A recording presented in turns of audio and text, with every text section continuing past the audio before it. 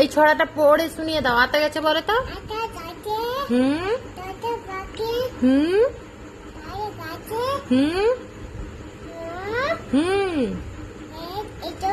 হ্যাঁ, এত ডাকি তবু,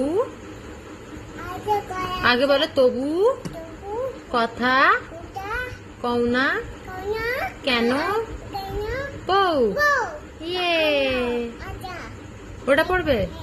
চাঁদ উঠেছে পড়বে, বলো। চাঁদ উঠেছে। আরে বাবা রে। হুম।